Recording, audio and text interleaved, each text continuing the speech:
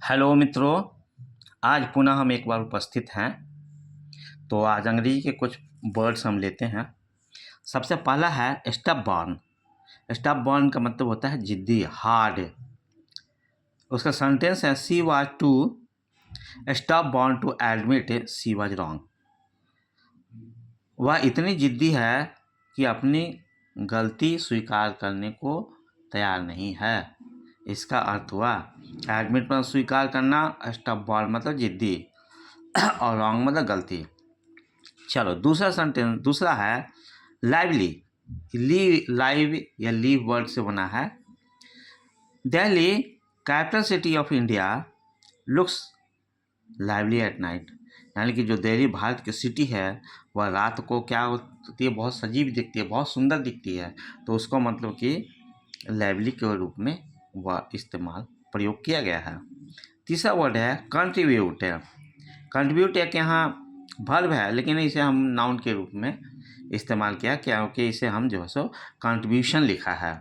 तो the contribution of the English can't be denied.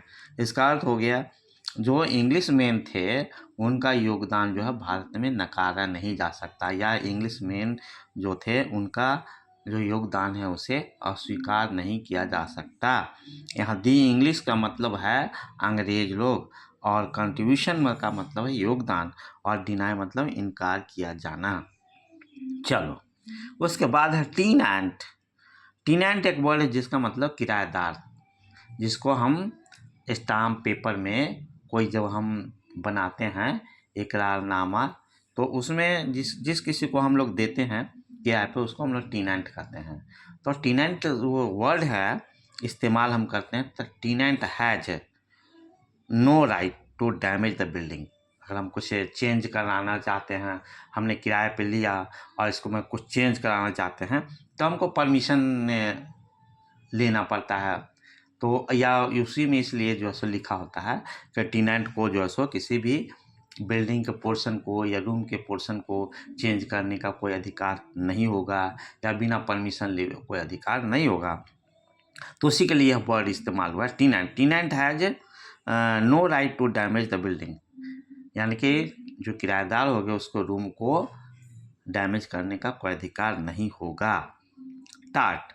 Tart मतलब वो एक तरह का बिस्किट होता है, वो उसका स्वाद जो होता है क्रिस्प या किसी तरह का होता है, लेमन होता है या सावर होता है या स्वीट भी हो सकता है। तो this tart contains the flavour of pastry. इसमें वर्ड आ गया। यह जो बिस्कुट है उसमें पेस्ट्री का क्या है, स्वाद है। टार्ट एक तरह का बिस्किट है। ब्लॉन्डी। ब्लॉन्डी और ब्लॉन्ड दोनों का मीनिंग सेम ही होता है। और भूरी बालों वाली लड़की, खास करके अंग्रेजी कल्चर में या अंग्रेजी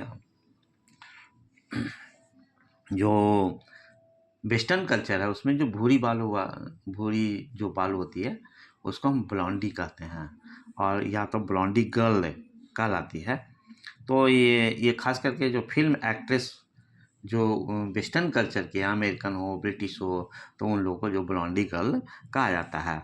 इसमें मार्लिन मुनरो एक बहुत जैसे फिल्म एक्ट्रेस हुई थी आज से बहुत दिन पहले। तो कहा वही सेंटेंस बनाया गया है, Marilyn a film actress was called a blondie girl. यानी मार्लिन मुनरो जो एक्ट्रेस थी उसको क्या कहा जाए, ब्लॉन्डी कहा जाता था। आज तो बहुत सारे ब्लॉन्डी हैं फिल्मी दुनिया में, खास करके वेस्टर्न कल्चर में। Stubble burning. स्टबल बर्निंग मतलब जो खेत में जो बच जाते हैं अवशेष है किसी चीज़ की खेती करने के बाद, उसको हम स्टबल जो है सो बर्निंग कहते हैं। ठीक है ना। स्टबल बर्निंग आज तक कल समस्या है, बहुत बड़ी समस्या है, क्योंकि उनको बचा करके जो रिमेन्स बचते हैं वो उसको जो है सो क्या कर देते हैं, जला देते हैं। इसमें लिखा है रिमेन्स आफ्टर ग्रेन, यानी कि अनाज के बाद अनाज निकालने के बाद जो अवशेष बच जाते हैं उसको हम लोग स्टबल बर्निंग का कहते हैं। स्टबल बर्निंग क्या है, आजकल बहुत बड़ी समस्या है। तो सेंटेंस बनाया गया stubble burning is not legal, यानी कि स्टबल बर्निंग जो है, स्टबल बर्निंग एक क्या है, यह एक जो है सो लीगल नहीं है। लोग जलाते हैं तो ये एक लीगल नहीं है। तो दूसरा stubble burning is increasing air pollution in India.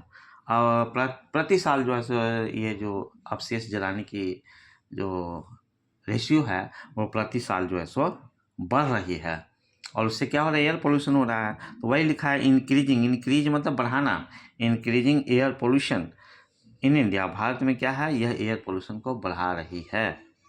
तो आज के लिए हम थैंक यू, धन्यवाद।